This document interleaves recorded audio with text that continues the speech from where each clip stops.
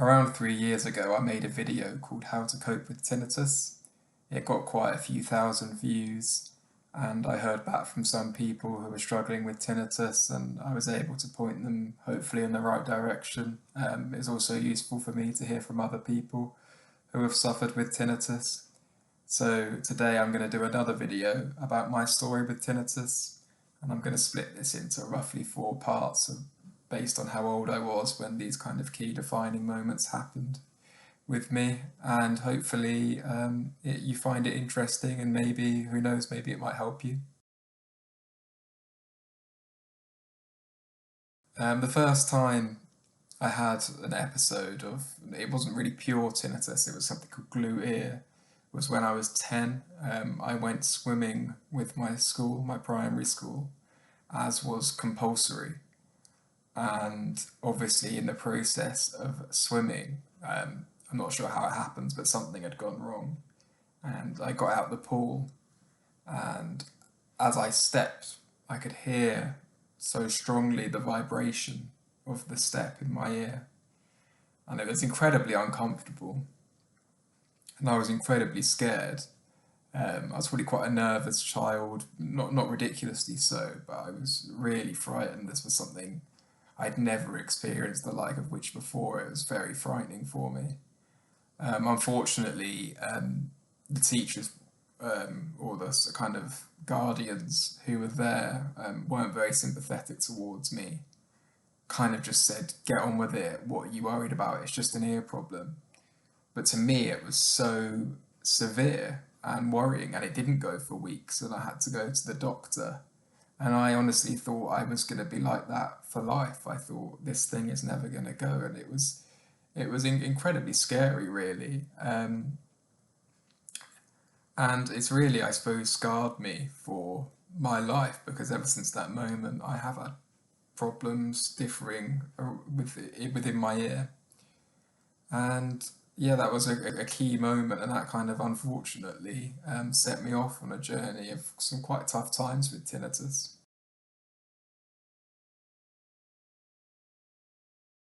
The second part of my sort of journey with tinnitus was when I was 18, and I had a period of autophony, which is the perception that you are kind of talking and breathing through your ear, or at least that's how it manifested for me. And it was very severe again. I felt like I was breathing and talking through my ear, which is very strange and uncomfortable, and made me feel extremely self-conscious, because I felt like I was talking weirdly when I had it. And I was developing lots of kind of tics and checking behaviours around it, and probably not helping myself at all. And I suppose it's at that age when you're with your friends more, you're meeting people, and it really knocked my self-confidence. I try and hide it away, but I wanted to be talking and engaging with people and being myself, and I felt like I couldn't be myself because of the tinnitus. So I got really down, and I felt again like I felt with the glue ear when I was 10. I felt this thing will never go, because that's the fear, that's the panic that you feel when you're going through such a horrible sensation. And I remember breaking down in a lesson once, crying, which I felt really embarrassed by. And there's nothing wrong with crying, but I when I was 18, I felt really embarrassed by it. And it was a really difficult time. I'd get the bus home from school. I'd go to a cabinet in my house and drink any alcohol we had, enough to make me kind of tired. Then I'd have a bath, and then I'd sleep for as long as possible because I was so miserable. Despite that, I managed to get the grades I needed to go to university, and I had some good times. I had some really tough times in that period, of feeling embarrassed, and I had a school trip to Krakow in Poland, and when I flew back I had some problems with my ear, again relating to the autophony thing, and I've never properly been able to relax flying since. I haven't been on a plane in about 3 or 4 years now, So it's another thing that left me with some kind of lifelong issues that I probably need to work out. And but now I look at it, I still managed to, obviously, like I said, I got the grades I needed, I had some good times. So the tinnitus can't have been completely debilitating, right? I did get through it, but it was a really tough and, I suppose, emotional time. And it was horrible to have it on top of what's the kind of intriguing and difficult age where you're kind of finding yourself. And yeah, I had some really low times, but I got through it.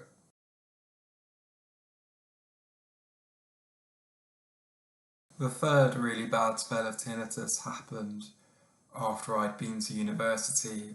I moved to Bristol for a new job, and perhaps living away from home, and not having the comfort around me of university friends or school friends or families I'd have before. My anxiety around tinnitus got really terrible, and I had lots of really bad checking behaviours, like I put cotton buds in my ear every day. I'd like pop my ears through my nose thousands of times a day. I just listen out for noises at work, and it's difficult because obviously you're trying to make a good impression at work, but you're fighting this really bad anxiety and really bad sensations. And I had some really low times of not being able to go into work, and just lying on the floor of my rented house, depressed, anxious, and sad. And I was on antidepressants at the time, I still am. And I increased the dosage of those, and the theory was that the increased dose might have a therapeutic effect on the tinnitus and on my mood. And antidepressants there's definitely a place for them. I'm not here to sort of comment on this, but my reliance on medication was getting me down. The fact I felt kind of ashamed that I needed something to keep me going, which is obviously not the right attitude. But that's how I felt at the time. I felt really weak and pathetic and kind of worthless, to be honest, at times. And I really didn't like myself, and I just wanted to be normal, whatever that is. I wish I didn't have these problems, these sensations in my ear, and they were wide ranging. There was popping, there was like a humming, there was a whistling. So it was a bad period. Again, like slowly things got better. And then the pandemic happened, and I moved back, and I started to improve a little bit. And I suppose that leads me on to part four.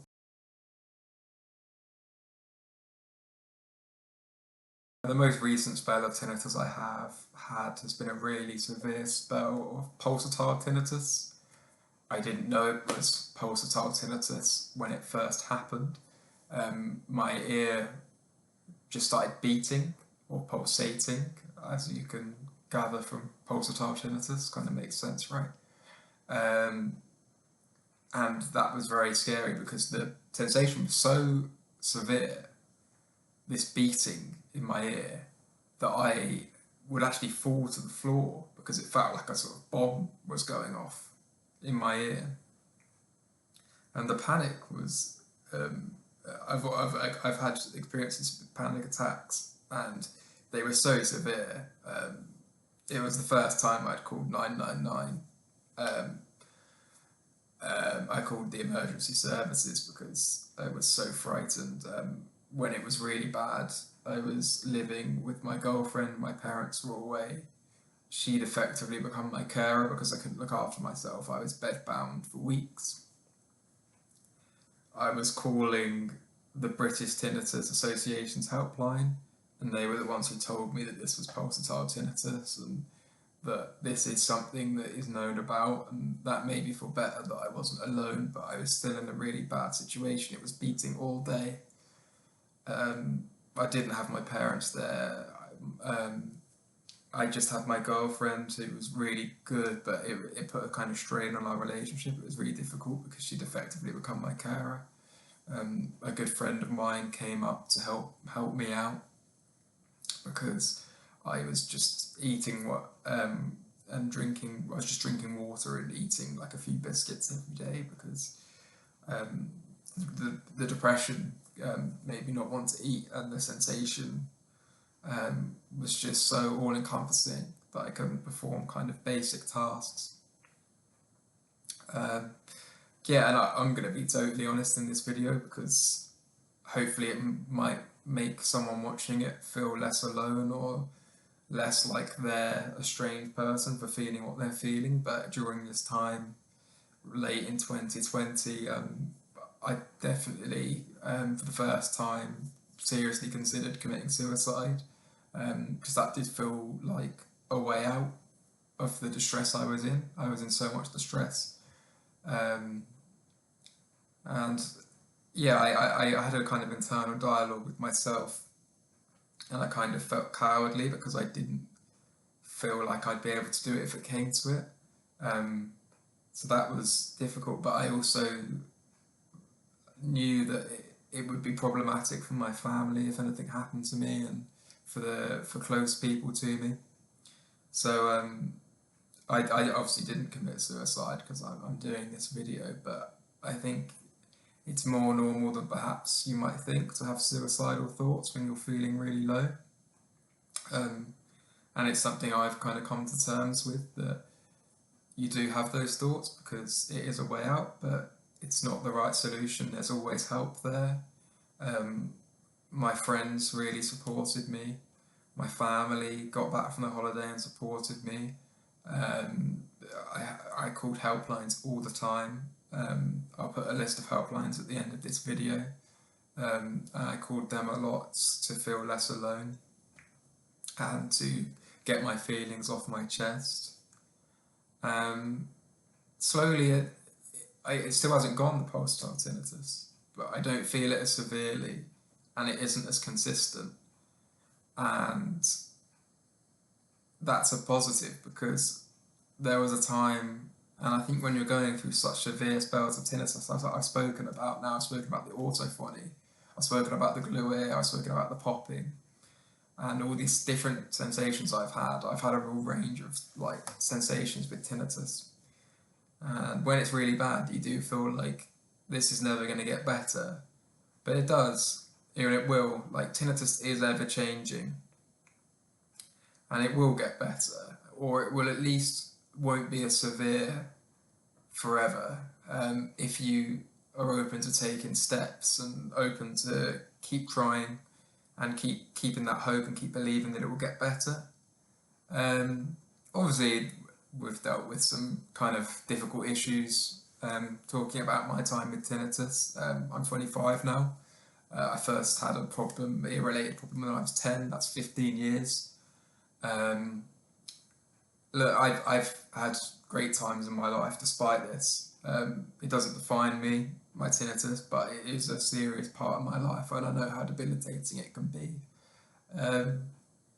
My general advice would be to contact people who know more than you.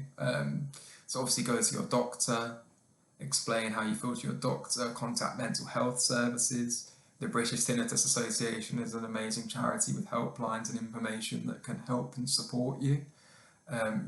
Try to keep, it's very difficult, I know how difficult it is to have tinnitus, but try and keep seeing your friends, keep meeting up with them, try and keep active, go for walks, go and get a coffee, try and keep going, because